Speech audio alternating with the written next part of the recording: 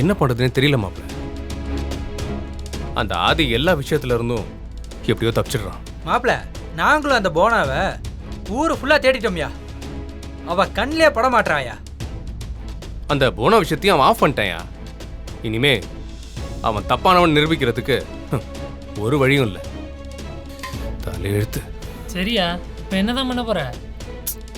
தெரியலையா, டைம் வேற ஆயிட்டே இருக்கு. அந்த ஆதியை பத்தி எல்லாருக்கும் புரிய வைக்கணும்னு பார்க்குறேன். ஆனா அதை எப்படி பண்ண போறேன்னு தான் தெரியல. மாப்பிள இப்படியே போனா அந்த ஆதி ஜெயிச்சிருவான் போலயா. அதுக்கு மட்டும் விட்டுறக்கூடாதியா. இந்த கல்யாணம் மட்டும் நடந்தா மீனாட்சியோட வாழ்க்கையே போயிடும். ஆனா என்ன பண்றதுன்னே தெரியலையா. எப்படியாவது இந்த கல்யாணத்தை நடத்த விடாம நிறுத்தணும். மாப்பிள நான் ஒரு ஐடியா சொல்றேன், நீ கேள. என்னது? நம்ம பேசாம முகத்துல கர்ச்சிப்பை கட்டிக்கிட்டு அருவாவோட உள்ள இறங்கிடுவோம். அந்த ஆதி கழுத்துல கத்திய வச்சு அவனை தூக்கிடுவோம். அப்புறம் என்ன, கல்யாணம் தானா நின்றும்ல.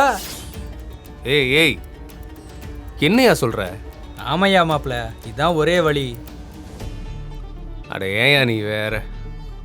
அதெல்லாம் ஒன்றும் வேணாம். வேற ஏதாவது பண்ணி இந்த கல்யாணத்தை நிறுத்துறீங்க. அதுக்கு மட்டும் யோசனை சொல்லு. அந்த ஆதிய மீனாட்சி கல்யாணம் பண்ணிக்க விடவே கூடாது. ஏய் இங்க வா. சொல்லுங்க மேடம். இப்போ நீங்க என்ன பேசிட்டு இருந்தீங்க? இல்ல ஒன்றும் இல்லை மேடம், அது சும்மா தான். நீ இந்த குடும்பத்தை சேர்ந்தவனா? ஆமாம் மேடம். பொண்ணுக்கு நீ என்ன வேணும்? அது அவங்க அக்கா, அவங்க என்னோட மதினி.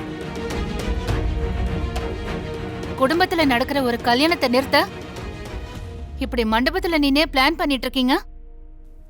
என்ன மாதிரியான ஆளியா நீ? இல்லை மேடம், நீங்க தப்பா புரிஞ்சுக்கிட்டீங்க. ஏய் நான் சரியாதான் புரிஞ்சிட்டு இருக்கேன். நீ பேசுனது எல்லாத்தையும் நான் கேட்டுட்டு தான் இருந்தேன். ஒரு கல்யாணத்தை நடத்துறது எவ்வளவு கஷ்டம் தெரியுமா? அசால்ட்டா அதை ஸ்டாப் பண்ணணும்னு நினைக்கிற?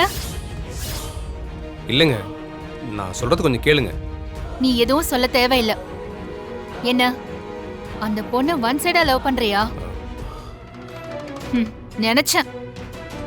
உன்ன மாதிரி பசங்க ஆசைப்பட்ட பொண்ணு கிடைக்கலனா அவ லைஃபையே ஸ்பாயில் பண்ணிடுவீங்க இல்ல? இல்ல அப்படிலாம் இல்லை மேடம். அது மீனாட்சியோட நல்லதுக்காக தான். எது நல்லது?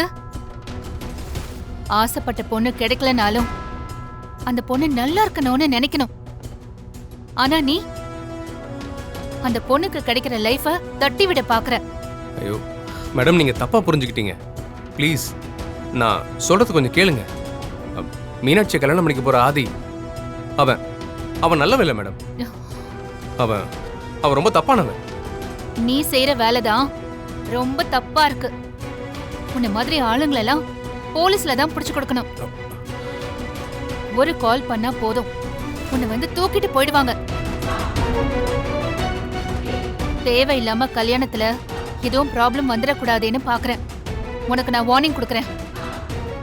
உன்னால இந்த கல்யாணத்துல ஒரு சின்ன டிஸ்டர்பன்ஸ் வந்தா கூட அடுத்த நிமிஷமே உன் மேல கம்ப்ளைண்ட் பண்ணி உன்னை ஜெயிலுக்கு அனுப்பிடுவேன்.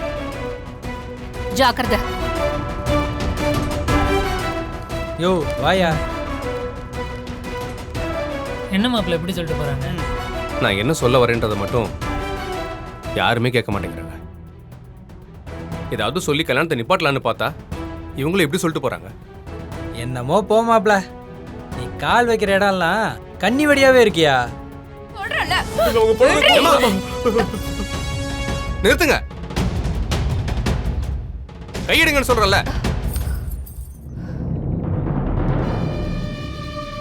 ஏய் பின்னாடி போடா. ஏய் போடான்னு சொல்றல.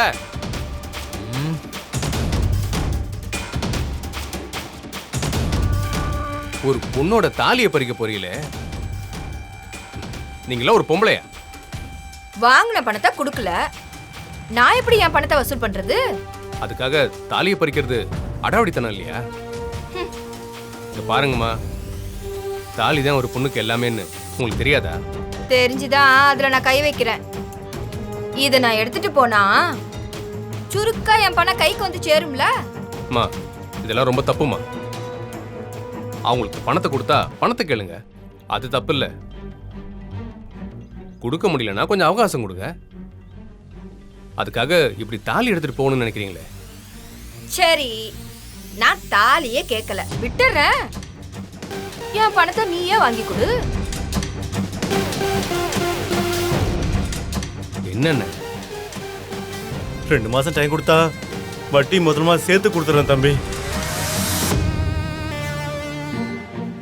அதான் சொல்றாருல்ல, 2 மாசம் டைம் கொடுங்க, கண்டிப்பா கொடுத்துருவாரு. அப்படி கொடுக்கலன்னா அதுக்கு நான் பொறுப்பு. அன்னபூர்ணி பேரன் சொல்றதுனால நான் மதிப்பு கொடுத்து பேசாம போறேன். ஆனா வரலன்னு வச்சுக்கோவேன். அதெல்லாம் வரும், போங்க. ம், இந்தாங்க, இதை உடைச்சிட்டு வாங்க. ஆ சரி.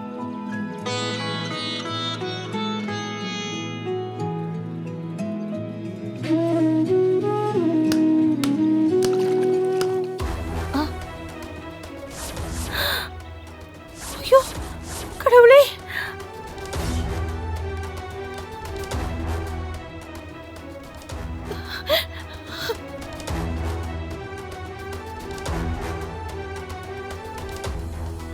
என்ன இது அபசகுனமா இருக்கே.